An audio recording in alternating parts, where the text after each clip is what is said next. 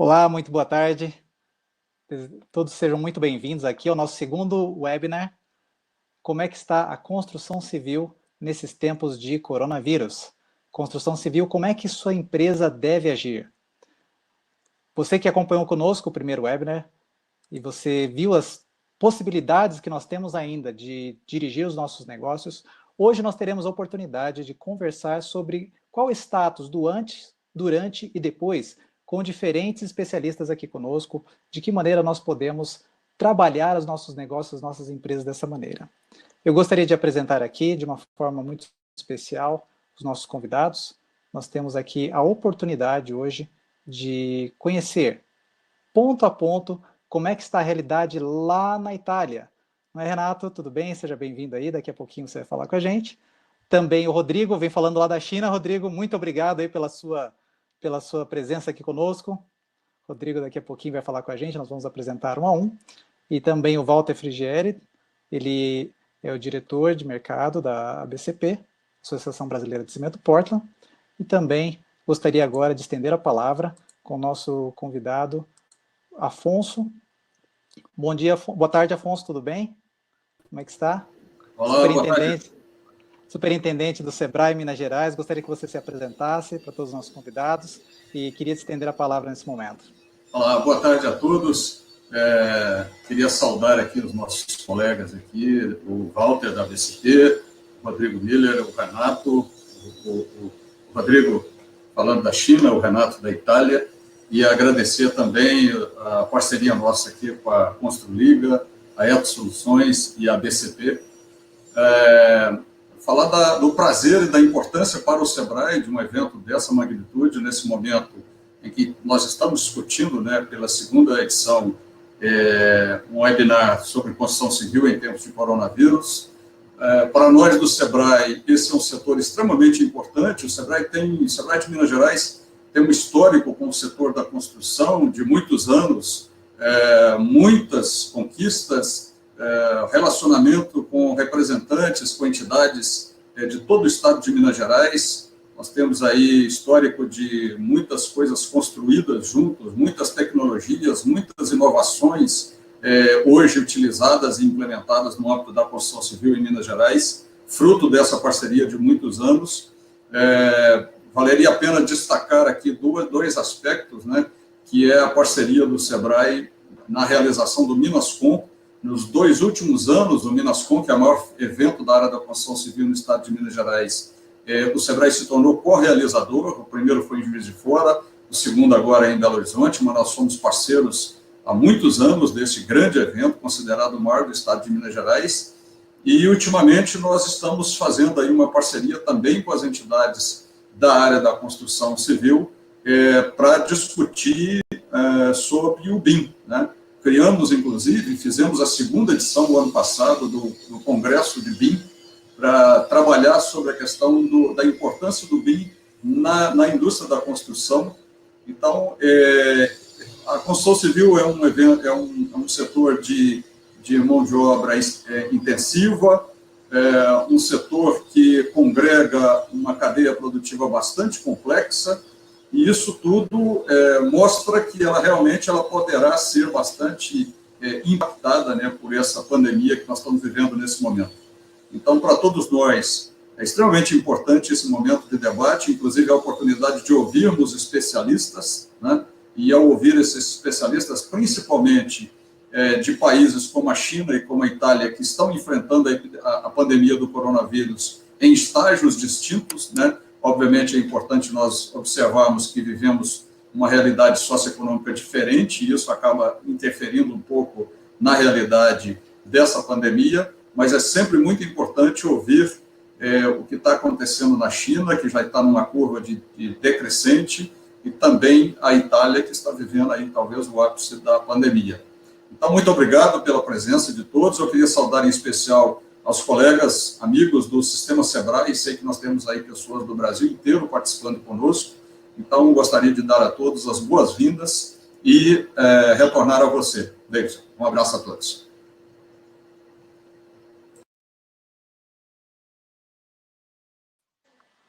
Muito obrigado, muito obrigado. Nós agradecemos de uma forma muito especial aqui, os nossos parceiros, o Sebrae, a pessoa do Afonso aqui, o superintendente, que nos agraciou com as boas-vindas. E você que está chegando agora também, que está entrando no nosso webinar, gostaríamos de saudá-lo. Não esqueça de colocar a sua cidade, a cidade onde você está falando, e também qual o seu estado. Coloque ali, para nós possamos conhecer de onde você está vindo, de que parte do Brasil você está falando.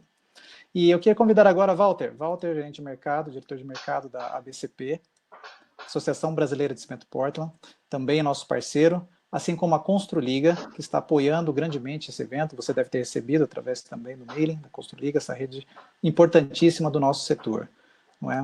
Walter, como você está vivenciando, como você enxerga esse momento que nós estamos vivendo aqui?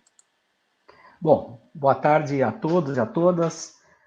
Renato, não sei se eu falo boa noite para você, mas o Rodrigo da China, a gente nem tem expressão boa madrugada, né, Rodrigo? O Rodrigo está sendo o herói aqui. Bom, nós da Associação Brasileira de Cimento Portland, a gente está muito satisfeito de participar dessa iniciativa com 3 parceiros nossos, e a gente acha que esse momento é um momento importante da gente compartilhar, né? Compartilhar como que cada um está vendo o mercado, como é que a gente pode tentar enxergar o que vem pela frente. Então, eu vou aproveitar esse momento. Eu comecei aqui falando da BCP, da nossa Associação de Cimento, e vou jogar agora um pouco, sair do CNPJ, vou jogar para o meu CPF. Eu dei muitos anos aulas de planejamento estratégico, e depois eu retorno para o CNPJ. Então, eu acho que a gente pode olhar esse momento aqui, pensando em dividi-lo em 5 fases, 5 tempos diferentes. O primeiro tempo é lá atrás, quando a gente era feliz, né? E às vezes a gente não sabia, mas a gente era feliz, que foi antes da crise. Se a gente olhar do ponto de vista macro, o que tinha ali acontecendo? A construção começava a crescer, a construção imobiliária começava a crescer, a gente ainda não tinha uma recuperação de renda expressiva, mas a gente tinha, por outro lado, a queda da taxa de juros, e um pipeline bastante importante vindo da infraestrutura, né? Não como realidade imediata, mas como realidade futura. Então, vamos dizer assim, a gente estava no momento com uma expectativa de crescimento, né? Não um grande crescimento, mas um crescimento. Do ponto de vista das empresas, né, cada uma com a sua realidade, mas a maior parte das empresas, provavelmente, com grande capacidade ociosa, né, já que a gente veio de um período de crise, muitos anos de crise na construção. Aí a gente passa para o momento 2, né, como quando eu dava aula lá de cenários, de planejamento estratégico, a gente sempre falava que a gente tinha que ficar sintonizado, botar sensor para tentar entender o que vinha pela frente. Só que o caso do coronavírus é um caso especial, não tem sensor que foi capaz de capturar que estava vindo aquele tsunami para cima da gente, né? Então, do ponto de vista da empresa, é muito complicada a situação, né? É muito complicado. Do ponto de vista do governo, a gente ainda teve um período para aprender um pouco com a experiência aí da China, começar a ver como é que estava se manifestando na Europa. Então, teve um pequeno período de preparação. Aí a gente chega no momento 3, que é o momento que nós estamos vivendo. O momento 3, também vou dividir em 2 partes, né? A primeira parte é o momento da saúde, né? O momento da saúde é o momento em que se comunica com a população a gravidade da crise, se estrutura e se tenta aumentar a capacidade produtiva do sistema de saúde, né? Isso é a variável, continua sendo uma variável crítica do nosso sistema, e a gente coloca toda a economia focada em atender a saúde e os fluxos principais. Então, eu diria que esse é o primeiro momento desse período 3, digamos assim. E nós estamos começando a discutir um segundo momento do período 3, que nós não estamos falando que volta todo mundo para a rua, mas a gente começa a discutir as consequências econômicas para diversos setores de serviço, industrial, de agricultura, as consequências desse período, né? E aí a gente vê o governo no mundo todo colocando muito dinheiro na economia. Eu diria que hoje as informações que começam a chegar, permitem que as empresas comecem a entender um pouco, né, que ferramentas que eles vão ter ali para manipular, né, dado possibilidade de postergar imposto e trabalhar a folha de pagamento, enfim, crédito. Tem uma série de medidas que estão saindo. As entidades são fundamentais nesse período, porque a empresa não consegue fazer interlocução macro.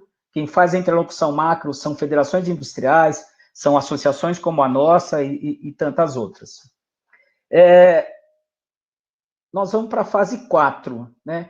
É bom, porque está aí o Rodrigo, porque ele começa a falar da fase 4, que é, tá bom, estou saindo da crise. A gente pode dizer que é em V, quer dizer, aquilo que caiu rapidamente sobe. Eu não vou tirar aqui, mostrar como eu estou com o cabelo grande, né? Então, para minha cabeleireira, a recuperação vai ser em V, eu acredito, né? Todo mundo vai ficar, lá está fechado, a hora que abrir, um monte de gente vai lá, vai cortar o cabelo. Mas a economia, a construção civil, que não parou completamente no Brasil, né? Pelo contrário, as obras elas não estão com o mesmo ritmo, não estão com a mesma produtividade, mas as obras estão funcionando. Eu acredito que nós vamos ter uma recuperação, como a gente fala em U, uma recuperação mais longa. Então, a gente também não pode acreditar, nem como profissional, nem como empresa, que rapidamente a gente volta ao nível de atividade anterior. Vai ter um tempo. E, por fim, nesse tempo aqui, eu queria falar da fase 5. A fase 5 é uma reflexão que mundo que nós vamos ter no pós-crise. Será que ele é igual ao 1? O que a gente tinha lá no momento 1 vai ser igual ao momento 5? Eu acredito que não. Né? O que eu, assim, nesse momento, eu olho e aposto? Eu aposto que a agenda de reformas vai se fortalecer. O fato do Estado brasileiro estar gastando muito dinheiro vai obrigar a que a gente acelere agendas de transformação e privatização. Então, eu diria que a infra, né, as privatizações e aspectos aí da agenda proposta pelo Guedes, eu acredito que vai se acelerar. A taxa de juros no mundo inteiro tende a ficar muito baixa, o que é bom para o empreender, é bom para os negócios. Agora, olhando para a gente, assim, o que eu vejo? E aqui é uma especulação. A casa, né? Durante muito tempo a gente acompanha para onde vai o dinheiro das pessoas. Eu não falo só quem compra uma nova casa, mas quem reforma uma casa, né? Durante muito tempo, esse dinheiro foi indo para outros setores. Eu acredito que casa sai fortalecida. As pessoas vão querer... A casa se tornou, ela já era simbolicamente o local do seu abrigo, ela se tornou mais forte nesse conceito. Então, eu acredito que a casa sai fortalecida. O escritório, não. Eu acho que o escritório não saiu fortalecido, o escritório saiu enfraquecido, porque as pessoas estão aprendendo a trabalhar à distância. Né? Todo mundo está sofrendo, nós mesmo, como tem a piadinha, né, que a gente estava comentando aqui antes, né? Quem fez a transformação digital da sua empresa? Foi o cara de TI? Foi o CEO? Foi uma legislação? Não. Foi essa crise. Todos nós estamos aprendendo todas as siglas aí de como é que trabalha à distância. Então, eu diria que o digital sai muito fortalecido. Acredito que o pipeline da infraestrutura, ele continua, ele vai ter pouco, são projetos de longo prazo. Acredito que isso prossegue e vai ser forte. Acredito que é um mundo que vai valorizar mais o meio ambiente, né? Do mesmo jeito que a gente teve essa catástrofe do vírus, acho que a questão da catástrofe ambiental pode vir à tona com mais força. Acredito que o comportamento mais colaborativo também se fortalece e uma vigilância maior dos gastos públicos. Essas tendências, do ponto de vista, e voltando ao CNPJ para finalizar, do ponto de vista da nossa associação, são muito boas. Nós temos uma plataforma chamada Soluções para Cidades, que enfoca exatamente, né, o urbano, que é uma tendência, né, as verbas virem para o município. Nós temos uma agenda ambiental que eu diria que é líder no Brasil. Nós colocamos metas de redução de emissões, de redução de CO2 bastante pesadas, né? Nós estamos na frente, a nossa indústria já está na frente da indústria mundial em termos de emissão, né, de cimento, e aqui no Brasil a gente colocou desafios mais consistentes. E nós temos projetos qualificadores do dinheiro público. Então, estamos falando de pavimento urbano de concreto, para a gente não gastar dinheiro com ruas, 6 meses depois reformar. Enfim, a gente vê com muita preocupação esse momento, pegou a indústria com uma capacidade ociosa muito grande, mas olhando em perspectiva, olhando o que nós vamos ter no ano que vem, investimentos em infraestrutura, mudanças estruturais no país, a gente acha que, pelo menos do ponto de vista da nossa indústria, a gente olha o futuro com otimismo.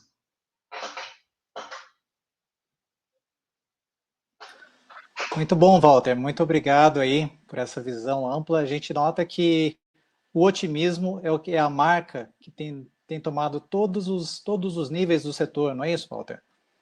A gente vê que, apesar de nós entendermos essa situação, nós vemos que partir de onde nós estamos, para transformar a partir de onde nós estamos colocados, é muito mais eficiente do que só ficarmos pensando em grandes projetos futuros, não é isso?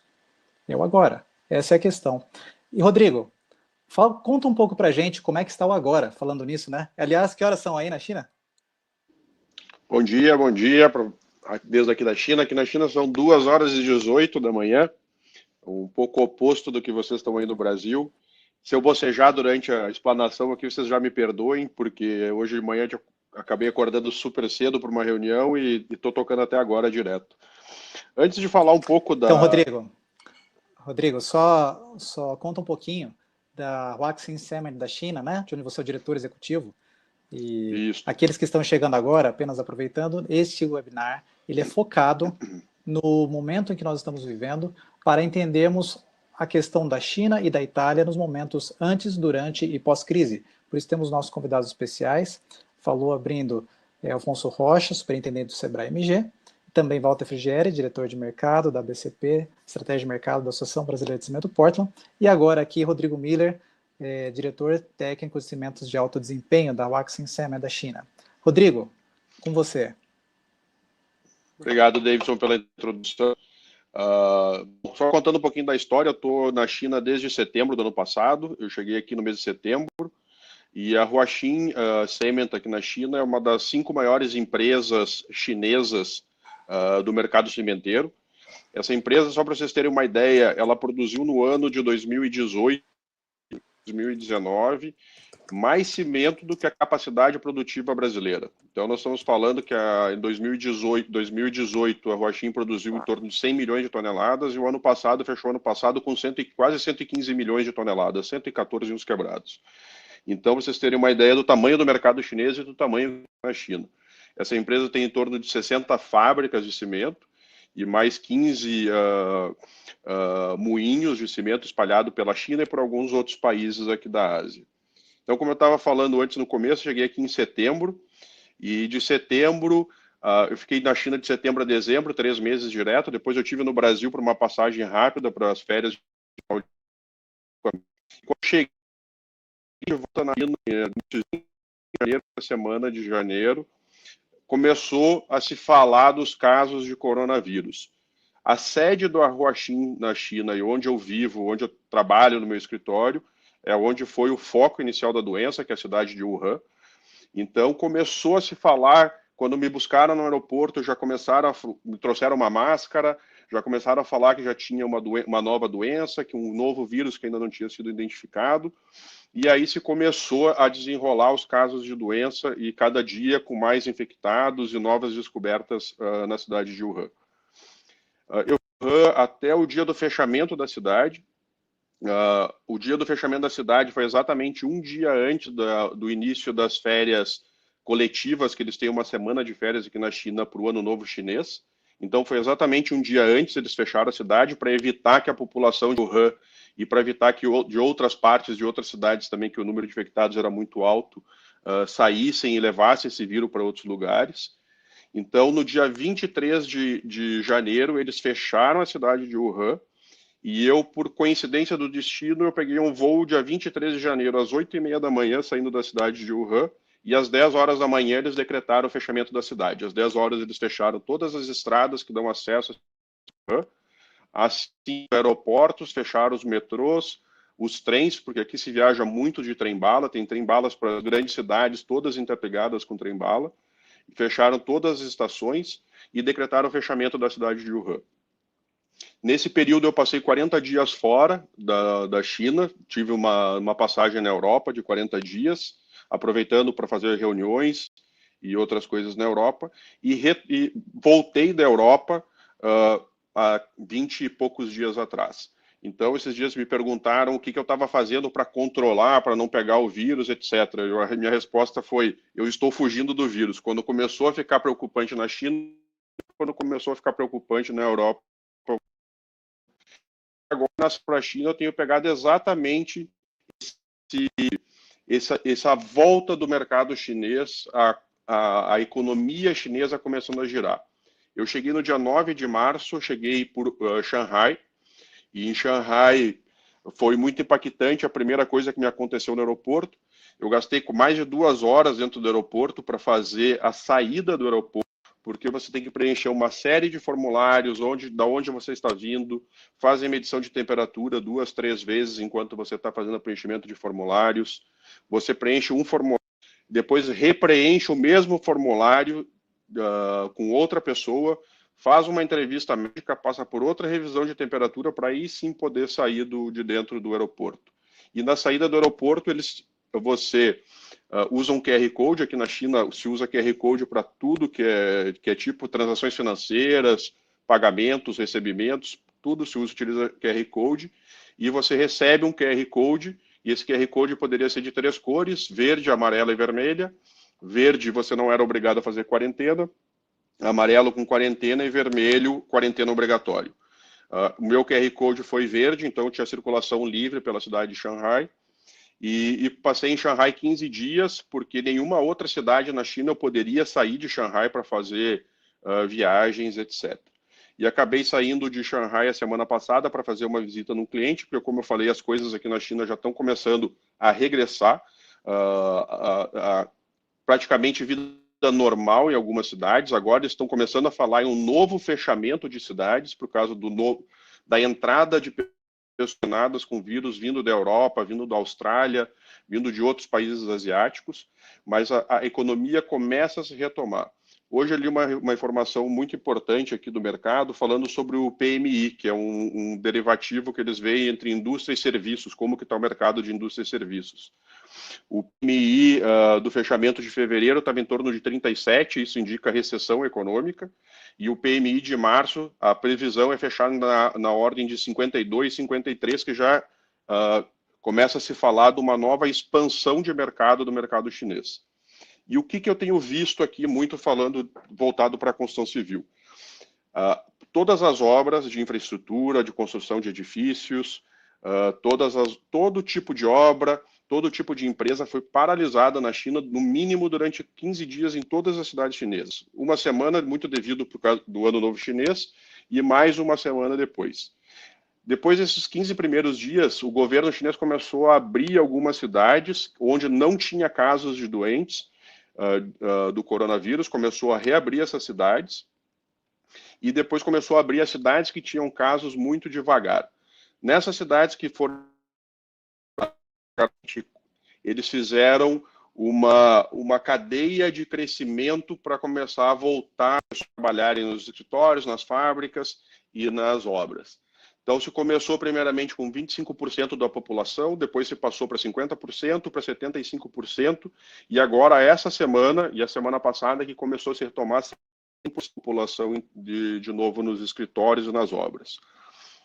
Porém, eles ainda continuam limitando o número de visitantes. Então, nos escritórios, hoje, por exemplo, eu tive uma reunião no escritório de arquitetura aqui na China, dentro de um edifício, e eles tiveram que passar, antes da minha entrada, antes da minha ida, passar o meu nome com todos os meus dados, inclusive aquele QR Code verdinho que eu falei no começo, para a gerência do prédio, para poder liberar isso. Eu não poderia entrar no prédio, então eu não poderia fazer uma visita sem estar agendado. Um outro dado muito interessante aqui na China, que saiu ontem ou hoje, foi sobre o PIB, que está todo mundo preocupado como que está o PIB chinês, o que vai acontecer com o PIB chinês. Eles estão falando que o PIB chinês era programado no primeiro trimestre em torno de 2,5% para o primeiro trimestre. Não era um PIB tão alto. E eles estão falando que esse PIB deve cair na casa de 1%, deve fechar na casa de 1%, próximo de 1%, 0,8% a 1,2% do PIB agora do primeiro semestre.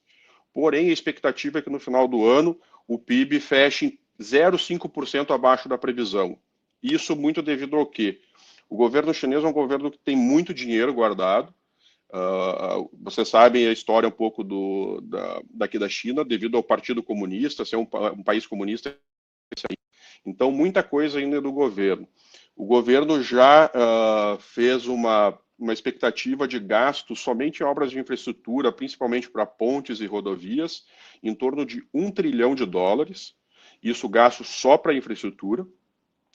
Eles já gastaram no combate ao vírus mais de $120 bilhões nesses 2 meses que estão se passando, quase 3 meses de que começou o combate ao vírus. Então, tem vindo muito rápido. E para finalizar aqui a minha fala, uma coisa muito forte, que nem o Walter falou desse momento de retomada que eu tenho visto aqui na China, é que o chinês está com um sentimento nacionalista muito mais forte do que ele tinha antes. Então, ele tem falado muito mais sobre a China, tem usado muito mais a bandeira da China em prédios, em casas. Eu tenho visto muito mais isso. E uma das coisas que eu conversando aqui com alguns que já me falaram, o símbolo da China é a fênix, que é o renascimento das cinzas. E eles têm esse sentimento muito forte. Eles tiveram durante esses mais de 3.000 anos de história chinesa, eles têm muito forte esse sentimento de retomada da economia, de recrescimento da economia. Então, eles têm falado muito isso, que eles estão muito voltados para o mercado nacional, querendo que o mercado nacional retome, principalmente com o consumo aqui na China, porque a Europa e Estados Unidos começam a entrar em crise, começam a diminuir seus consumos. Então, muito fortemente mercado nacional, muito fortemente nacionalismo, poder de recrescimento, investimento maciço na economia, e isso que a China tem feito para retomar o mercado, principalmente o mercado da construção civil, que, como no Brasil, é o mercado que mais emprega na China. Rodrigo, eu queria aproveitar, então, essa questão do paralelo que a gente pode ter com a China hoje. Obviamente, somos mercados bastante distintos, mas você comentou de algumas questões. Primeiro, esse ponto do nacionalismo, que achei super interessante, um país daquele tamanho, né, com tantos bilhões ali, né, nós temos ali mais de 1 bilhão de pessoas, 1,5 milhão, em torno disso, focado no nacionalismo, ou seja, ele volta para o micro. Um país daquele tamanho focado no micro, porque é a partir do micro é que ele renasce, não é isso? E nesse período, de que maneira você viu a Huaxin atuando? Você comentou alguma questão dos negócios e de atitudes que foram tomadas nesse período, que eu creio que esse paralelo pode ser interessante para nós aqui, né? O que fazer enquanto está tudo nesse isolamento? Ótimo. Vou falar primeiro da Huaxin. Desde que foi fechada a cidade de Wuhan, começaram a ser tomadas várias medidas. Eu tive a participação de algumas reuniões para tomando essas medidas, para não deixar as pessoas paradas, principalmente as pessoas que não atuam nas fábricas, porque muitas das fábricas não pararam, muito mais escritórios que foram áreas comerciais, financeiras, etc. E a Huaxin lançou no finalzinho do mês de janeiro, iniciozinho do mês de fevereiro, um programa de treinamento maciço de toda a população da empresa, voltado para treinamentos online. Então, praticamente todo dia você tem treinamento online voltado para diferentes áreas, e você pode se inscrever livremente. Eu, por exemplo, trabalho na área comercial, na área de desenvolvimento tecnológico, mas eu quero fazer o treinamento junto com a área financeira, um treinamento sobre impostos. Eu posso me inscrever nesse treinamento e fazer. Então, a Huaxin lançou esse programa e tem feito treinamentos praticamente diários de diferentes áreas, de diferentes situações. E a Huaxin, vocês lembram daquele hospital que foi construído para 1.000 leitos em 10 dias? Eu acho que todo mundo ouviu falar isso. Infelizmente eu não estive lá ainda, mas quando eu voltar para Wuhan, que já está sendo aberto o Wuhan, vários bairros de Wuhan já estão abertos, isso é importante destacar.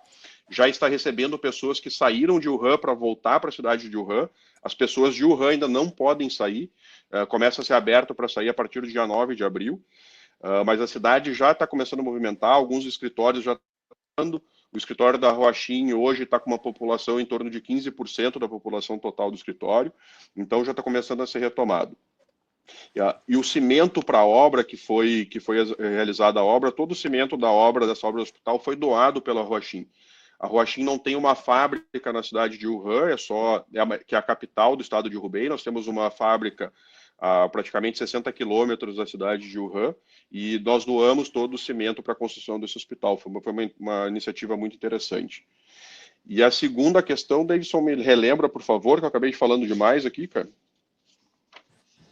Não, é a respeito ali desse momento de retomada de fechar retomada. Grandes negócios, né? Isso. O que você, nesse período onde ficou recluso, né? O que o pessoal voltou para a sala de projetos, você havia me comentado, né?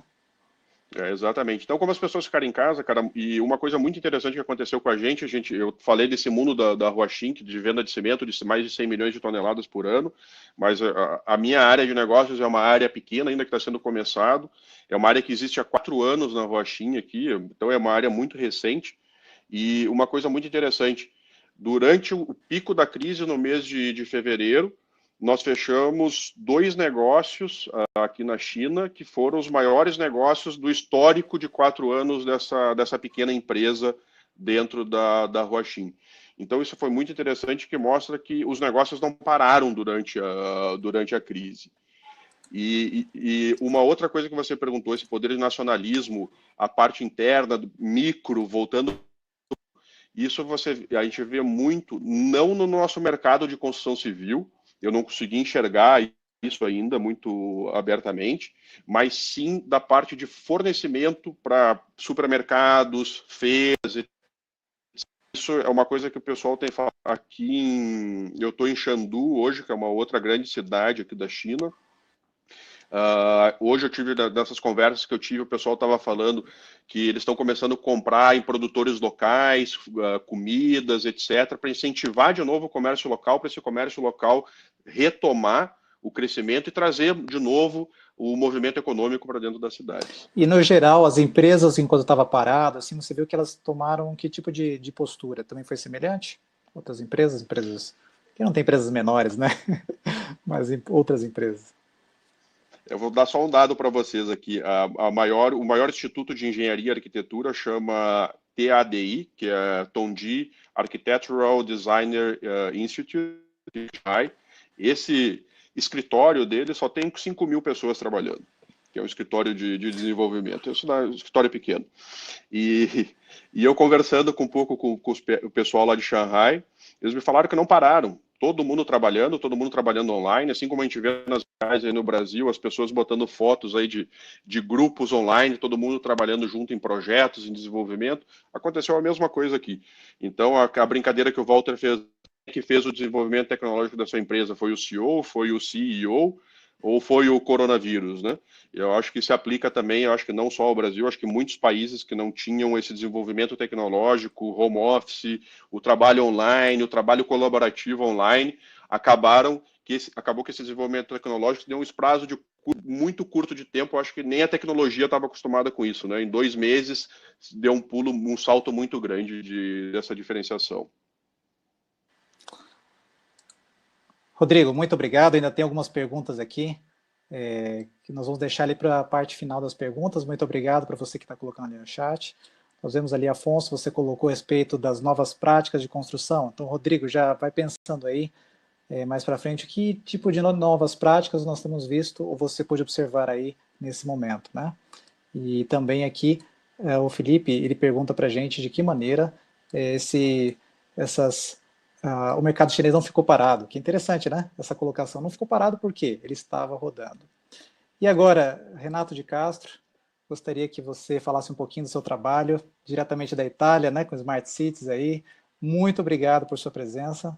E o que você conta para nós desse momento que está sendo vivido aí? Olá, pessoal.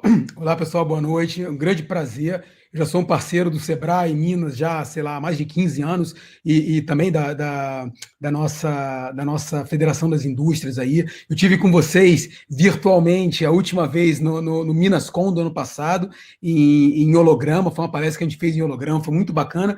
E foi um período em setembro que eu estava exatamente na China com o pessoal de material de construção civil de São Paulo, fazendo uma imersão para entender um pouquinho da evolução do mercado chinês, para trazer esse benchmark para o mercado brasileiro, que estava exatamente nesse processo de crescimento, como foi bem comentado pelo Walter. Eu fico muito triste de voltar numa situação dessa, que a gente assim, esquece o mundo que a gente estava prevendo, que a gente vivia, e começa a repensar um mundo novo baseado na crise que a gente está vivendo. Por outro lado, eu estou bastante otimista. Eu trabalho com cidades inteligentes, eu vi que tem um monte de gente aqui no chat que eu conheço, essa minha aproximação do mercado de construção civil, do mercado imobiliário aí no Brasil, acabei fazendo vários amigos, e eu acho que, e é isso mais ou menos que eu estou vivendo aqui na Itália, que a crise, que é uma crise real, é uma crise sanitária e uma crise econômica ao mesmo tempo. Eu tenho visto, acompanhado de perto o que está acontecendo no Brasil e a tentativa, muitas vezes, de tentar colocar tudo dentro de uma conta só e tentar salvar o máximo possível os dois lados. Aqui na Europa, eu acho que na China e nas outras partes do mundo, chegou-se à conclusão que não dá para fazer, você tem que gerenciar primeiro a crise sanitária e de saúde pública e tentar mitigar o máximo possível os impactos econômicos, mas a crise econômica vem, e existem algumas teorias que, se você não priorizar a parte sanitária, a crise econômica acaba voltando muito mais forte, ou acontecendo muito mais forte. A Europa já passou por 2 guerras mundiais, o pessoal aqui tem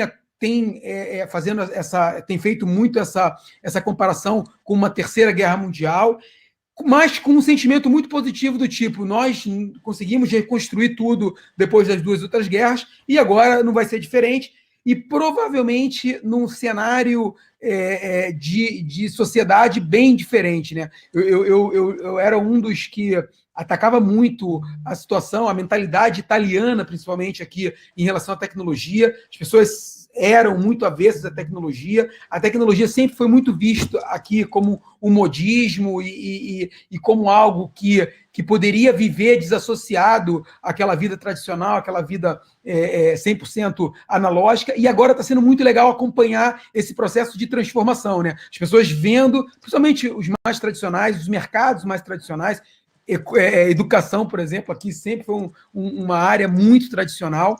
A educação, meu filho não podia nem levar um dispositivo eletrônico para a escola, era proibido, ele estuda em escola pública. E agora eu tive essa possibilidade de ser um dos primeiros aqui a tomar a iniciativa como sociedade privada, né, como sociedade organizada, e movimentar ou iniciar esse movimento para a escola digital aqui, a início para o nosso filho, mas agora já tomou uma proporção regional, e é muito bacana ver esse processo, os professores aprendendo a usar a rede social, aqueles que eram muito contra, e no final era muito mais uma ignorância e um medo da mudança do que simplesmente um posicionamento pessoal contra essa tecnologia, né? Aqui, contando um pouquinho dessa evolução, de como é que foi a minha vivência com a crise coronavírus aqui. Eu, até o final do ano passado, eu tive muito fora de casa e fora da Itália.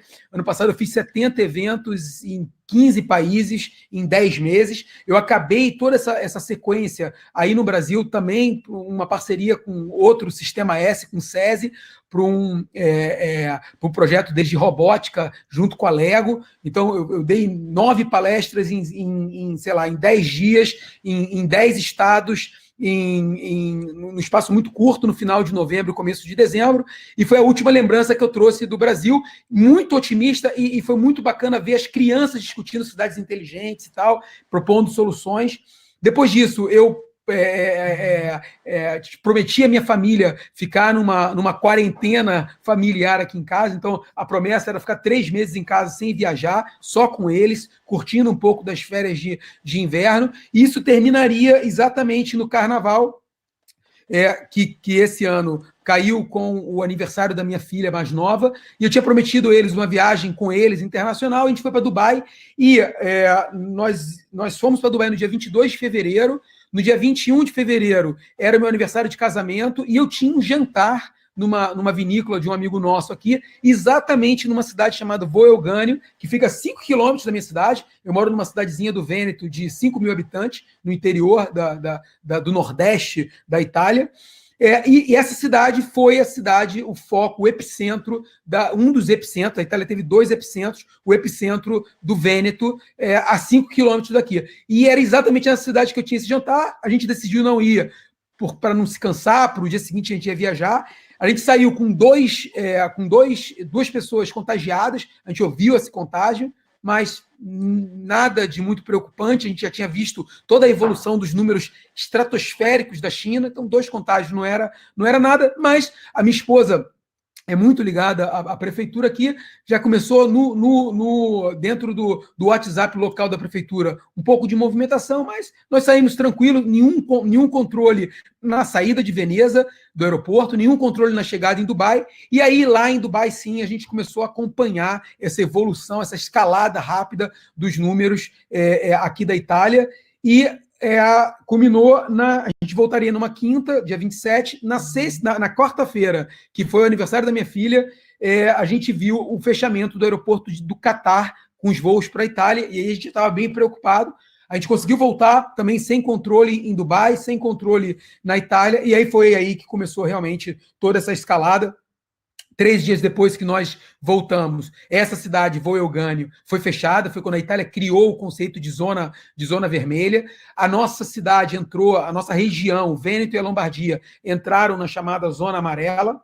E aí, só para vocês terem uma ideia da escalada desse número, e eu acho que é extremamente coerente a preocupação no Brasil de não deixar esse número escalar muito rápido, de não entrar num crescimento exponencial. Dia 24 de fevereiro, era uma segunda-feira, nós estávamos com 209 casos aqui na Itália, e com algumas mortes, e esse processo evoluindo. Ontem foi uma segunda-feira, 5 segunda-feiras depois, nós chegamos a 11.300 mortes, com mais de 100 mil infectados, né? E nem precisa falar muito da curva italiana, vocês acompanharam, basta olhar agora a curva americana. Eu vi os números agora, os Estados Unidos já fechou em 174 mil infectados. O número de mortes deles ainda está mais baixo, mas o número de infectados, como a Espanha, está crescendo muito rápido. Então, a preocupação desse processo é exatamente essa alavancagem, que a gente espera não acontecer aí no Brasil, e aí você consegue controlar e manter, de certa forma, a crise sanitária controlada.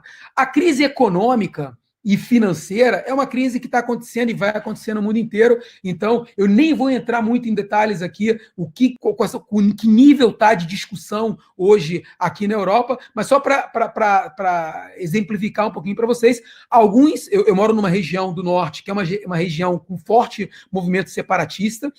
Algumas cidades já tiraram a bandeira da Europa do mastro, né? Sempre tem 3 bandeiras: a bandeira da região, a bandeira do país, Itália, e a bandeira da Europa, com uma forma de protesto, enquanto a Europa realmente não acordar para a necessidade, né, de criar políticas específicas para o coronavírus para a Europa, né, principalmente para a Itália e para a Espanha. A gente está em crise, então a gente não sabe muito como é que vai ser esse futuro da Europa, e essa é a discussão agora. Os números ainda são muito altos aqui. Hoje, todo dia, como nos períodos de guerra, a família se reúne às 6h30, 7 horas da noite, senta na frente da televisão e vai ver os números. Foi muito emblemático. Semana passada a gente passou 4, 5 dias sem o chefe da Defesa Civil, porque ele estava com coronavírus, né? Então ele saiu do circuito, e esses números vêm oscilando, e nós tivemos o pico na última sexta-feira ou sábado de 900 e poucas mortes, e a gente vem oscilando, baixou um pouquinho para 800, ontem baixou para 700, hoje já subiu para 837, então a gente já está no número muito alto. Provavelmente hoje ou amanhã a gente vai ter oficialmente pelo primeiro-ministro, isso também tem sido bem recorrente aqui, o primeiro-ministro e o presidente da República estão sempre indo na televisão, tentar acalmar a população e mostrar super transparente o que está sendo feito, né? Principalmente o tão esperado apoio às empresas e o apoio às famílias, que deve começar a chegar agora. Chegou aqui na cidade já um apoio de vale alimentação para as famílias mais em necessidade, mas a gente vê que, principalmente, a sociedade aqui na Itália está reagindo ou está tentando se mobilizar para reagir. Eu tenho comentado, eu tenho feito praticamente uma live todo dia aí no Brasil para discutir, para tentar ajudar e para tentar, né, mostrar um pouquinho desse processo. Depois da nossa aqui, eu tenho uma outra live no meu blog, no meu canal lá do UOL, exatamente discutindo e tentando mostrar que existe uma solução, sim. Essa solução, ela vem da chamada economia quilômetro zero. A gente tem que se preocupar agora com o nosso vizinho, com o nosso mercado de bairro, com aquilo que nos circunda na nossa realidade de cidade. Eu acho que é aí que a gente vai voltar esse processo de crescimento. E eu vou começar hoje no Brasil aí uma série de entrevistas ao vivo com empresários brasileiros que estão fazendo alguma coisa para ajudar, para mudar. Hoje eu falo com uma empresa de São Paulo que está disponibilizando veículos de aluguel gratuitamente para o pessoal médico. Existe saiu uma reportagem em São Paulo que a população está com uma certa restrição, com uma certa afastamento social dos médicos e principalmente dos enfermeiros que pegam o transporte público, e aí essa empresa está colocando em prática. E eu tive uma grata surpresa de uma outra empresa do interior do Brasil, assistida do Sebrae, que é uma empresa de pijamas, de Moriaé, que reverteu toda a produção dela para fazer máscaras, e essas máscaras são doadas. Então, assim, eu tenho visto muito esse movimento. Eu acho que está na hora realmente da gente se unir e falar do que está acontecendo do bem. O que está acontecendo para ruim são fatos, isolamento social e todo esse suporte financeiro e econômico que o governo tem que dar são fundamentais para a gente sair da crise, mas eu acho que a gente, como sociedade, também consegue se movimentar e sair.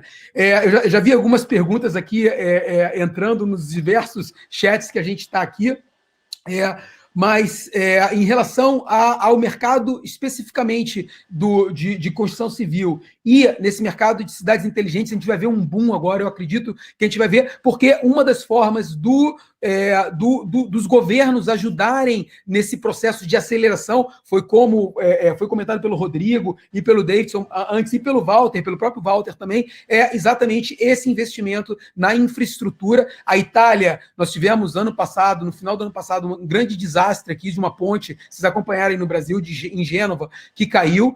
Essa ponte virou referência aqui na Itália, o modelo Ponte de Gênova, que eles tanto falam, de liberar recursos mais rápido, de criar parcerias público-privadas, e isso parece agora que vai contagiar, e a Itália vai fazer toda a infraestrutura básica da Itália, embora muito boa, é uma infraestrutura básica de um crescimento da década de 60, da década de 70. Agora eles vão partir para esse processo de renovação, de injeção de capital nessa área. Mas, por enquanto, ninguém fala de economia aqui, as empresas estão muito preocupadas.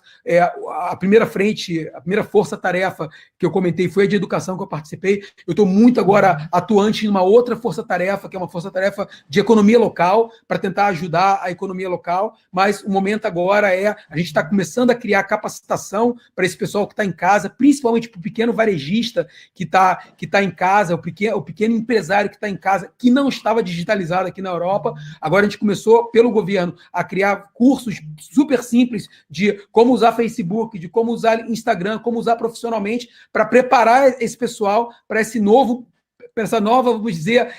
período de redescoberta e de reinvenção do mercado mundial que a gente vai viver. Eu acredito muito que a gente vai partir agora, como já foi comentado antes, aí aqui está muito forte esse espírito, mas a gente vai partir agora para um regionalismo muito forte, para um quilômetro zero, para não mais uma dependência total do processo de globalização. E olha que eu tenho mestrado na Alemanha em estratégia de globalização, que eu fiz em 89, você imagina, a gente nem falava tanto de globalização, mas eu acho que essa espiral rodou, crescendo, e agora a gente vai realmente repensar de novo os contatos pessoais, os contatos dentro da cidade. Já vem falando há muito tempo. O cenário, né, o teatro, o palco político real é a cidade. A gente faz política com P minúsculo dentro da cidade. É onde a gente mora. O resto são arquetipos políticos, Estado e país, que o cidadão mesmo acaba não interagindo muito. A gente vive numa cidade. E eu tenho uma frase que eu adoro para finalizar essa minha primeira participação, é que se você não está sentado à mesa com quem toma a decisão, provavelmente você está no menu. E isso a gente tem falado muito dentro de cidades inteligentes. E eu acho que agora esse é o momento realmente de se falar de multiatores, de botar todo mundo na mesa para discutir como sair dessa crise e sair mais forte dessa crise. Davidson, deixa eu só fazer um comentário rápido. Fala. Nós participamos de 2 grandes articulações aí que, enfim, tem muita conversa nesse momento com o próprio governo, e a nossa conversa com o Ministério do Desenvolvimento Social, aí falando de CEBIC, falando de diversos atores de construção, colocou três propostas anticíclicas, né, que ajudem a gente a sair desse período. Uma delas já era a pauta do governo, que é a Minha Casa Minha Vida, e, para nossa surpresa, a própria CEBIC encampou soluções para cidades, que são obras das cidades, né? Então, eu achei muito interessante, até surpreendente, a gente está tendo uma ótima acolhida para essa possibilidade de usar as obras nas cidades, obras de infraestrutura urbana e outras, também como parte não só da qualificação da cidade, mas também como uma medida anticíclica, né, para a gente se recuperar mais rápido nesse período. Adeilson. E olha só, fala, Afonso, pode falar. Eu queria uma questão aí com o Rodrigo. Eu estava participando de uma live outro dia com alguns empresários, uma live, inclusive, da XP, e veio um debate na hora sobre essa questão da superdependência mundial em relação à China, né? E aí, Rodrigo, a questão o Brasil, obviamente, o mundo inteiro importa muito da China, né? Mas agora, considerando principalmente um pouco dessa questão da retração econômica da China, você vê possibilidades de... Opa! Acho que caiu o link aí do Rodrigo. Então, guarda um pouquinho a sua questão aí. O governo chinês está controlando lá ele. Eu não sei se vocês sabem, eu passei 8 anos na China, né? Quando eu saí do Brasil, eu fui para a China e, bem, morei lá durante 8 anos, tenho um carinho todo especial pela China, e foi da China que eu conheci minha esposa e vim para cá, para a Itália. Então, eu sei como funciona lá. Seja bem-vindo de novo, Rodrigo. Rodrigo, estão dizendo que censuraram. Desculpa, eu caí. Eu vi que começou a falar de mim, eu fui ligar o microfone e caiu a internet aqui, desculpa. Cara, estão dizendo que censuraram a minha pergunta aí.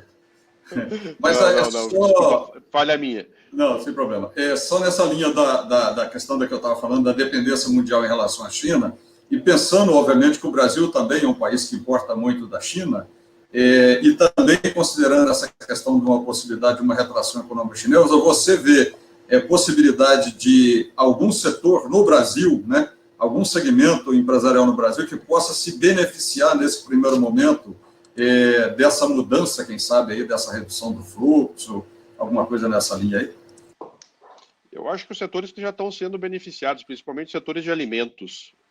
O setor de alimentos aqui na China teve um baque muito grande no início do final do ano passado, devido à gripe aviária de novo, né, com uma morte de rebanho, de criações de galinhas, rebanhos de porcos, e o Brasil se beneficiou muito. A gente viu muita exportação brasileira, inclusive o preço da carne. Eu sou gaúcho, comia muita carne, chegou a subir mais de 50% em alguns lugares do Brasil. Então, acho que esses setores de alimentos, carnes, soja, grãos, etc., acho que vão ser muito beneficiados. Outro setor beneficiado brasileiro vai ser o setor de minério de ferro. A hora que a China começar a botar esse dinheiro para girar, para fazer obras de infraestrutura, vai bombar de novo aí no Brasil. Acho que as mineradoras vão ter um crescimento muito grande devido a esses investimentos. A parte de saúde deve ter um crescimento muito grande também, que a gente é importador para a China de vários produtos farmacêuticos. Então, eu acho que esses setores vão ser muito beneficiados devido a essa crise aqui, que vai ter um investimento muito maciço aqui na China. Renato, Eu queria aproveitar aqui que existe uma questão que foi colocada aqui pelos nossos participantes, que não há tanto aproveitamento, ou não há questão das políticas públicas voltadas para a infraestrutura. Um cenário que a gente vê essa questão mundial, né? Como que você enxerga, de que maneira cidades inteligentes, ou de que maneira isso pode ser implantado, esses projetos de infraestrutura urbana, migrando até para cidades inteligentes, a partir do micro, a partir desse ponto zero, né, do quilômetro zero? Fala um pouquinho para a gente do que é esse quilômetro zero, o que é essa iniciativa. Opa, desculpe. Pois não. Fala, Walter. Eu ia complementar, mas é para o Sebrae, eu deixo para depois. Então, Renato, essa questão, como é que fica, porque é a realidade de todos nós, né? Nós sabemos que precisamos de infraestrutura, e como empresa, como pequenos negócios espalhados para o Brasil, não só em grandes cidades, como que você enxerga que a gente pode trabalhar isso? Antes de mais nada, a gente tem que lembrar que cidade inteligente é um conceito super amplo, abstrato, e é basicamente o processo de mudança de mentalidade na sociedade, né? A gente tem uma série de implementações de projetos que podem ser feitos. Esses projetos estão, na grande maioria das vezes, relacionados à tecnologia, mas a consequência da cidade inteligente, ou melhor, cidade inteligente é uma consequência de uma evolução de uma sociedade diferente. Então, a gente vê esse patamar de cidades inteligentes, é muito difícil fazer comparação, e agora a própria ISO 9000 agora criou uma ISO para as cidades inteligentes, para poder criar indicadores para poder comparar cidades em relação ao mundo. Então, assim, é complicado comparar a realidade da Ásia com a realidade da Europa, que também é complicado de comparar com a realidade da América do Sul.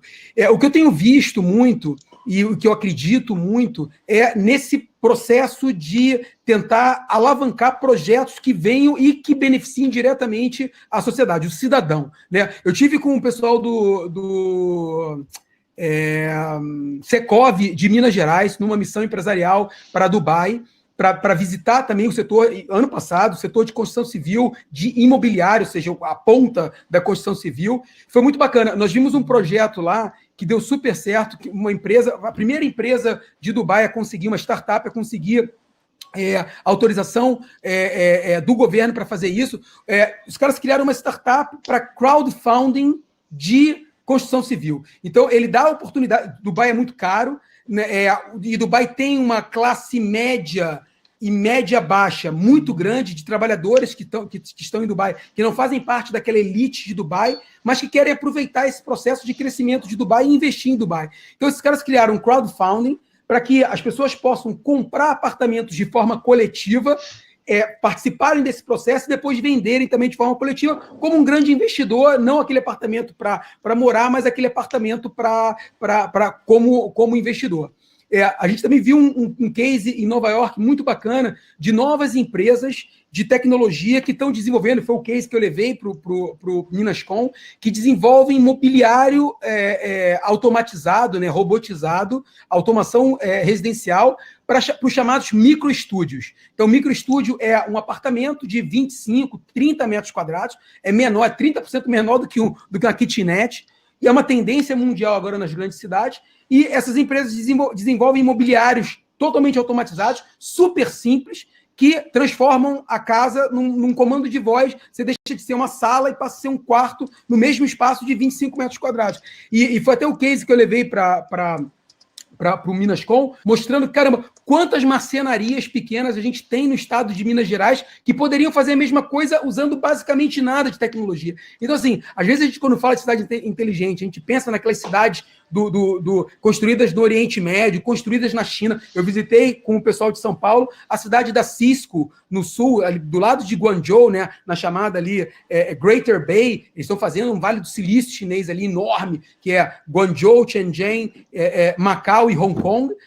E projeto trilionário, você vê bairros subindo ao mesmo tempo, não é prédios subindo, é bairros subindo ao mesmo tempo, e muita gente acha que cidade inteligente é isso. E não é. Isso faz parte do processo, mas o objetivo final não é esse, não é avançar, é aumentar a velocidade de construção das cidades ou modernizar as cidades ad eternum. Não, como é que eu uso tecnologia para melhorar a qualidade de vida? E aí, nessa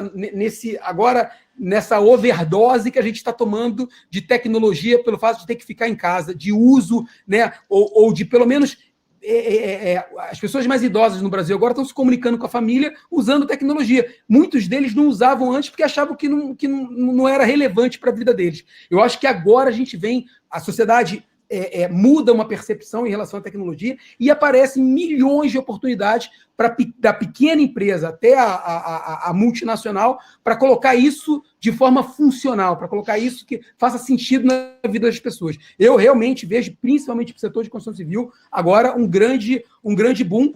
Óbvio, né, realidades diferentes. Aqui a Europa está claro que ou a Europa coloca um investimento muito alto em cima de refinanciamento dessas obras públicas e refinanciamento do crédito para que as pessoas voltem a comprar, e principalmente comprar investimentos que movimentem toda a cadeia, como é a construção civil, ou então fica difícil.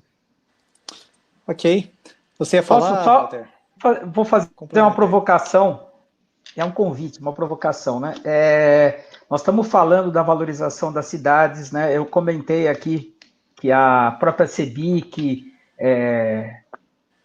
a gente teve a oportunidade, em um determinado momento, de mostrar até para o Guedes, né, essa questão das intervenções urbanas. Eu acho que, como nós estamos nessa situação, onde é muito difícil individualmente você conseguir superar desafios, eu acho que é o momento da gente pegar aqui as competências do Sebrae, né, que tem toda essa malha e esse know-how, né, tem malha e tem know-how do pequeno negócio. A Etos, que efetivamente faz capacitação de players. A Construliga, que tem uma gestão de comunidade e tem expertise digital. A nossa plataforma Soluções para Cidades, então vamos lançar um desafio aqui público para a gente se sentar e tentar formatar algo aqui com a ajuda do Renato, que primeira vez que eu te vejo, Renato, 10, com a ajuda do Renato, a gente tentar montar algo que impacte de alguma forma aí, ajude a melhorar a essa situação e a gente ser mais competente aí nesse processo de qualificação urbana. Tá só para completar lançado o desafio aí. Para completar essa minha participação e em cima do desafio, eu tenho acompanhado uma tendência mundial e tenho falado bastante sobre isso, chamado de inteligência de bairro. Ou seja, fazer cidade inteligente, e a gente vê muito cidade inteligente em grandes cidades, como Barcelona, como Londres, como Nova York, se ouve falar muito de projetos. Quando esse projeto cai para dentro do dia a dia da realidade das pessoas, o que está acontecendo é uma mudança no comportamento do consumidor e dentro da construção civil e do setor imobiliário muito forte dessa nova geração, a geração, os milênios, e depois a geração Z e a geração Alfa, que vai chegar no Brasil agora, e aí pegando Belo Horizonte como exemplo, e eu vi isso em Barcelona, eu morei 2 anos em Barcelona, é essa valorização do bairro, o negócio, a estratégia de bairro, e esse bairro se ajuda a se reconstruir, esse bairro passa a ter sentido, né, o pertencimento numa cidade grande acaba caindo muito mais para dentro do bairro do que para dentro da cidade, porque as cidades são muito grandes. Eu acompanhei muito de perto, fazendo um trabalho bacana com o Smart Catalunya, que é o consórcio de cidades inteligentes da região da Catalunha, em Barcelona, do projeto das Superilhas, a valorização do bairro lá. Eu não sei se vocês tiveram o prazer de conhecer a Superilha, mas foi devolver o bairro lá para o cidadão. Então, intervenções muito pequenas de zona de limitação de tráfego e tal, em bairros que não tinham sentido ter muito trânsito, né? Eram bairros que ligavam 2 bairros periféricos. Renato, deixa eu só interromper você aqui, que vários dos nossos convidados aqui estão enfrentando alguns problemas. Nós vamos reiniciar aqui a sala. Ok? Então, espero que todos aguardem apenas 60 segundos e nós voltamos. Fiquem onde está, a sala vai ser reiniciada, ninguém precisa desligar o link.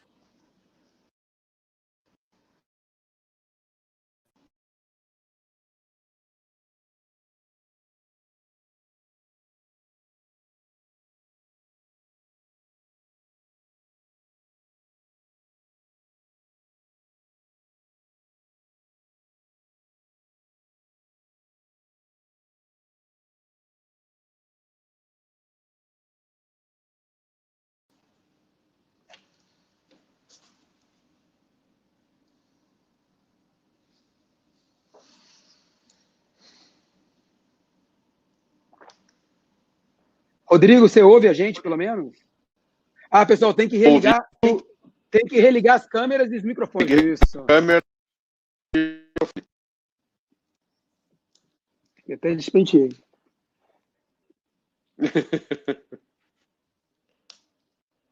Todos de volta aí? Houston? Ok, muito bom. Então pode continuar, Renato, nós estamos aqui, estava no... Não, então, finalizando, eu acho que é uma grande oportunidade, se a gente tem que partir de um novo zero, né, e repensar esses processos, e o Sebrae, que tem uma atuação muito forte nesse pensamento mais estratégico, eu acho que agora, independente do setor, né, uma retomada numa cidade maior, numa cidade, uma metrópole como Belo Horizonte, eu acho que ela pode acontecer muito forte se a gente trabalhar esse conceito de bairro e de pertencimento e de como é que a gente faz é muito mais fácil um conselho de bairro pensar no bairro do que o governador do estado pensar naquele bairro lá, que tem, né, 800 cidades para pensar, o prefeito tem mais 35 bairros, então eu apostaria muito nisso, e foi assim que aconteceu em Estocolmo, foi assim que aconteceu em Barcelona, é assim que está acontecendo muito forte agora em Londres, Nova York também, com os distritos de Nova York também, trabalha muito forte essa questão, né, do pertencimento um pouco mais regional. Eu acho que isso vale também para a construção civil. Eu posso falar? Ok. Isso, Afonso, por favor. E eu queria já aproveitar... Vai, continue, por favor. É só para acalmar o Walter, né, e também, porque o Renato já é uma referência nossa, né, e esses temas Smart City e a própria atuação do Sebrae, que definiu, há cerca de uns 3, 4 anos atrás, em Minas Gerais, um dos nossos negócios é o desenvolvimento econômico local, isso tem nos carreado uma série de estratégias, não só para o setor urbano, mas a própria inspiração, quando nós trabalhamos, por exemplo, com indicação geográfica, eu estou levando esse conceito do local para o setor do produtor rural, por exemplo, que quando você pega, por exemplo, em Minas Gerais, que é uma referência mundial na produção de café, a gente fala da vinificação do café, né, que é a valorização do local, do terroir. E a questão do território, para a gente, ela tem sido muito forte, porque, na verdade, nós chegamos à conclusão que não basta eu querer trabalhar a empresa ou o setor. Eu tenho que trabalhar o território sob a ótica dos seus stakeholders, porque se eu trabalhar a governança, eu vou transformar o território num território amigável aos investimentos, e aí a vida das empresas fica muito mais fácil. Então, Walter, é um assunto que está fortemente no nosso radar. Então, nós estamos aí atuando, mas prontos e apostos para receber aí novas ideias como as suas, por exemplo. Muito bom. E eu queria aproveitar, Afonso, teve uma das questões aqui que eu achei bastante oportuna aqui para nós. Veja só, nós tivemos que, de repente, iniciar um home office, mas muitos, especialmente os pequenos empreendedores, não estão preparados para o home office. Nossos negócios ainda não são digitais. Como que você tem visto essa inserção aí nos atendimentos do Sebrae? Como é que você vê que vai ser essa inserção dos pequenos negócios nessa era digital? Olha, é interessante porque isso está acontecendo não só com os nossos clientes, mas com o próprio Sebrae, né? Nós estávamos com um movimento de digitalização do Sebrae, nós atendemos, para você ter uma ideia, em Minas Gerais, no ano passado, cerca de 1.200.000 pessoas, e desses, cerca de 350 a 400 mil foram através das mídias digitais, através dos nossos recursos remotos de atendimento. O que aconteceu semana passada foi uma coisa para o Sebrae. Por exemplo, o nosso site, nós transformamos o site todo em uma semana. E hoje, ontem, para você ter uma ideia, nós tivemos, só no dia de ontem, nós tivemos 2.300 visualizações no nosso site, que está todo ele repaginado para atender o empresário que está nos demandando como se estruturar para trabalhar no remoto. Então, a nossa orientação, por exemplo, que as empresas têm que criar seus perfis, suas páginas no Instagram, no Facebook, trabalhar o e-commerce, trabalhar o delivery, ou seja, são todas metodologias que hoje estão fazendo parte da vida desses empresários e que talvez esse seja o legado bom da crise, né? Porque as empresas estão sendo, e o Sebrae tem trabalhado muito fortemente orientando, se entrar hoje no site do Sebrae, eu diria que mais de 50% das soluções que nós estamos entregando lá tem a ver com esse tipo de orientação. Mas eu tenho certeza que isso vai ser o legado positivo para todas essas empresas quando passar. ninguém vai abandonar o e-commerce ou qualquer tipo de mecanismo de atendimento remoto aos seus clientes, o fato de voltar, por exemplo, para a loja física. É o que eu acabei de ver agora em Nova York, na NRF. Você pega a Amazon, por exemplo, e outras empresas que estão conseguindo compatibilizar perfeitamente a loja física com o virtual, sem que uma coisa seja conflitante. São mídias, eu diria que são recursos que caminham se complementando, né? Então, eu acho que nós temos trabalhado fortemente. Essa última semana foi uma semana intensa, ajudando de fato. Então, eu acho que o empresário que está precisando dessa ajuda hoje pode nos procurar, que nós estamos prontos aí para atender. Muito bom. Dalberto, eu sei que você colocou aí que é difícil trabalhar e-commerce na construção civil. E a gente que está nesse dia a dia sabe que isso é algo é um desafio mesmo. Mas antes do e-commerce vem o atendimento ao cliente nos seus vários canais. E esse é o primeiro passo, né? De que maneira nós podemos atender digitalmente, antes até de começar a vender digitalmente. Esse é o preparo, né? O step para inserir, sim, uma plataforma digital. Mas existe a venda, né, de todos os tipos de produtos da construção civil na linha digital, que é possível de aplicar isso. Mas, Rodrigo, tinha deixado para você uma pergunta, eu queria já que você trouxesse para a gente, houve alguma nova tecnologia nesse momento que de repente se despontou, né, uma coisa inesperada, alguma questão desse momento trouxe uma novidade? Eu acho muito cedo ainda para responder isso, que está começando a se retomar a construção civil, mas a China, não só na parte de tecnologia, ela é muito inovativa, ela vem inovando em várias coisas que principalmente no que é voltado para meio ambiente, apesar de a gente ver lá em todos os comentários que a China é extremamente poluída, etc. Tem uma pegada de meio ambiente muito forte aqui na China nos últimos anos. Pra você ter uma ideia, nos últimos 20 anos foram fechadas mais de 100 fábricas de cimento aqui na China devido à poluição do meio ambiente. Então, isso é uma discussão cada dia mais rigorosa e cada dia mais presente dentro do mercado chinês. Uma outra coisa que eu vi muito forte aqui na China é a parte de fabricação pré-moldada de edifícios. E a gente não está falando só de edifícios comerciais, indo para os edifícios residenciais. A pré-fabricação tem tomado conta do mercado. Tem uma lei aqui na China que até o ano de 2030, 70% da construção civil chinesa precisa ser pré-fabricada, precisa ser entregue pronta na obra. Então, esse é um mercado que tem se tomado muito fortemente, tem transformado muito fortemente esse mercado de pré-fabricação aqui na China. Outra coisa que está entrando muito forte agora é a parte de impressoras 3D para concreto. A China, a maior empresa hoje mundial de impressoras 3D para o mercado de concreto, é uma empresa chinesa, chama Winsun. Quem quiser entrar nesse site, o Winsun, o mercado de impressora 3D tem bombado. Na China, todo mundo pesquisando, várias empresas lançando impressoras 3D de construção para fazer desde pequenas coisas até essa empresa, o Winsun, está com um prédio de 4 andares através de impressoras 3D, para vocês terem uma ideia do que é o investimento desse mercado. Então, acho que essas duas coisas são as coisas que estão mais crescendo aqui na China.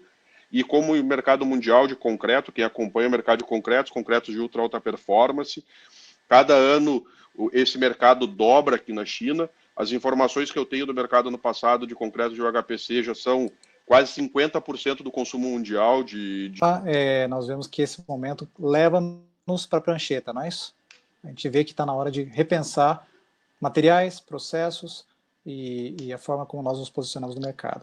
Nós estamos caminhando aqui para o encerramento, mas, Walter, eu queria que, na sua visão, como o diretor de planejamento estratégico da BCP, como que você tem visto, foi colocado aqui algumas perguntas nessa parte das vendas das unidades que, de repente, estão nos estoques aí no Brasil. Você tem visto alguma tendência de aumento, redução, de ficarem mais tempo parada? Eu sei que é cedo para falar, mas você vê alguma coisa nesse sentido? E de que maneira a parte dos mercados de materiais de construção e pequenas construtoras seria afetado por isso, positivo ou negativamente? Bom, a gente veio de um período uma retração muito forte, né? Inclusive com alguns problemas legais do mercado imobiliário, e o que começou a acontecer, em alguns locais de forma explosiva, foi uma recuperação desse mercado, né? Então, a cidade de São Paulo estava vivendo um boom de construção, né? O que está acontecendo? As obras, as construtoras tiveram um cuidado muito grande de defender um ponto de vista que as obras são feitas ao ar livre e tomar uma série de medidas para os seus trabalhadores de forma a, digamos assim, afastar aqueles que estão com febre ou aqueles que são suspeitos, para deixar um ambiente de trabalho mais, vamos dizer, mais higiênico, mais protegido. Então, o que aconteceu nesse mercado, ou o que está acontecendo, é que ele continua, só que ele continua com um ritmo menor. Claro que se alguém ia fazer lançamento de prédio agora, evidentemente, o incorporador vai esperar um pouco para entender melhor os times aí, isso é normal.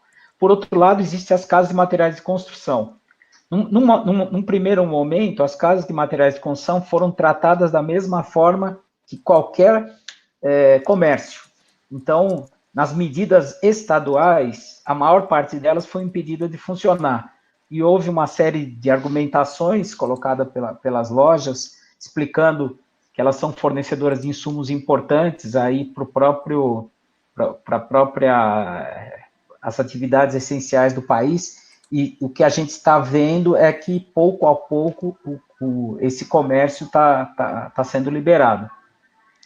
É o que a gente tem hoje, isso está mudando todo dia, tem um estado que proibiu, liberou, proibiu de novo, nós não temos ainda um processo, digamos assim, uma linha geral que saia da União e atravesse os estados, uniformizando o conceito, o procedimento. Então, a gente está acompanhando isso no dia a dia, né? E é difícil ter uma previsão de como é que a coisa vai caminhar, porque a coisa vai caminhar dependendo das nossas curvas, né? Que curvas que o Brasil vai ter, né? Aquela primeira onda lá da saúde, o quanto nós já estamos sendo eficientes, né? E o quanto a gente vai conseguir liberando a economia. Muito cedo ainda para a gente dizer, né? São coisas que as próximas semanas, as próximas 4, 6 semanas, talvez tornem mais claro para a gente aí a tendência. Muito bom. Eu acho... Desculpa, David, só um comentário. Foi até interessante falar da primeira onda. A gente não entrou, e eu acho que não vai dar tempo da gente discutir aqui, mas no mundo hoje, principalmente aqui na Europa, que a gente está vivendo, né, um pico, se fala muito na segunda onda, mas a gente não diferencia, ou seja, a segunda onda para a gente ainda é sanitária, né? A gente está vivendo a primeira onda sanitária e a primeira onda econômica ao mesmo tempo. E a segunda onda, que é a grande preocupação do mundo hoje, e eu li hoje com muita preocupação notícias de Hong Kong. Hong Kong fechou de novo. Hong Kong teve um pico de 84 casos agora domingo e voltou a fechar. E o que o mundo está esperando agora é ver como é que vai ser essa segunda onda, que não é econômica ainda, é uma segunda onda ainda sanitária e de saúde pública na China e nos países que sofreram primeiro, né? China, Hong Kong, Coreia e Singapura. E eu acho que tudo vai depender, mesmo que os nossos números melhorem aqui na Europa, e vocês estão um pouco mais atrasados do que a gente em relação à curva, né? Tem que tomar muito cuidado com isso, para esse efeito sanfona de abertura e de fechamento. Ou seja, se planejar realmente ter um plano otimista para a abertura depois da Páscoa e ter um plano mais de contemplar todo esse cenário internacional, porque o mundo está aprendendo hoje com as experiências de quem está passando na frente, né? Então, hoje aqui está todo mundo com o olho na China, porque a gente está começando a entrar no platô, mas a China já está no platô há algum tempo e vai começar a abrir agora. Exatamente, não só Hong Kong, eu vi hoje falando de Xangai, que provavelmente devem fechar de novo Xangai. Chengdu aqui também, hoje o pessoal já estava falando já de também começar a dar uma reduzida novamente no número de pessoas nos escritórios, etc., por causa dessa segunda onda que está retomando. Ô Davidson, só para deixar registrado, a gente falou de muita coisa, muita tendência, eu acho que só para não deixar escapar nenhuma aqui, que é a ciência, a inovação e a engenharia, né? O mundo está descobrindo ou redescobrindo a importância da ciência e da inovação, né? A gente tem casos aqui no Brasil de startups, né? Eu participo tanto do ponto de vista de investimento como de ajudar, né? Participo de uma coisa chamada Polistarts, lá, que é da Escola Politécnica, e lá na Poli, por exemplo, se fez um desenvolvimento de um equipamento de respiração 10 vezes menor o custo do que o custo normal. Então, a ciência que está aqui nos ajudando a encontrar a cura, né? A tecnologia que vai criando produtos, inovações para, né, que podem até mais rapidamente do que a gente espera resolver situações, né? E a engenharia brasileira também foi muito judiada, né? A gente perde muito dinheiro público por conta da não aplicação da engenharia.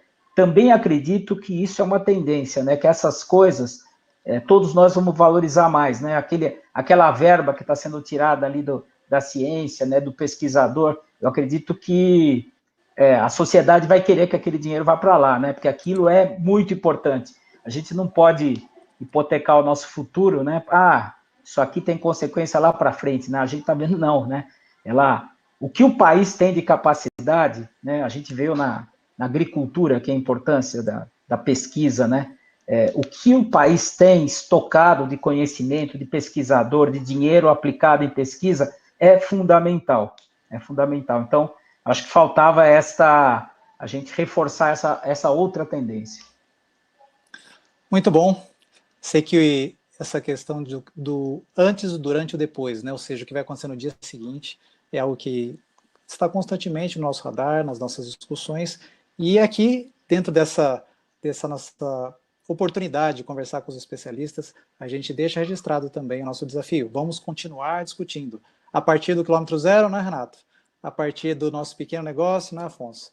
A partir da visão da inovação, não é isso, Rodrigo? E a partir da nossa visão estratégica, olhando a inovação e engenharia, não é isso, Walter?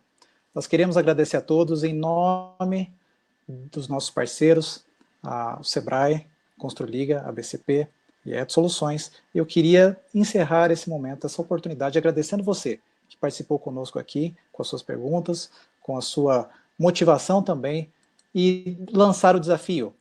Hoje, nós estamos colocando um movimento em rede, chamado Todos pela Construção.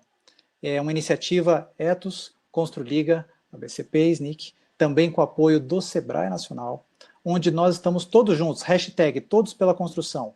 Use a força da rede, use esse momento para que nós possamos, hoje, participar desse movimento Todos pela Construção. E assim, a partir de onde nós estamos, tenho certeza que muita coisa poderá mudar, e para melhor. Vamos transformar essa nossa crise numa grande oportunidade. Todos pela Construção é um movimento que vai trazer amparo tecnológico, conhecimento para você, com mais de 100 cursos. Não perca o próximo webinário, onde nós apresentaremos, será justamente a aula inaugural desse grande movimento, 100 cursos disponibilizados gratuitamente pelos maiores especialistas, trazidos pelos nossos parceiros para você. Todos pela construção. Muito obrigado. Afonso, muito obrigado ao Sebrae. Walter, muito obrigado à BCP. Queremos agradecer também à Construliga. Rodrigo, obrigado aí, viu? Sei que já está muito cedo, né? Mas muito obrigado pela sua participação. Quase dormindo aqui. Renato, obrigado pelo convite. Tudo de bom. Sei que você vai estar aí na UOL também. Tudo de bom para vocês. Muito obrigado. E até terça-feira que vem, às 15 horas, nosso próximo webinar.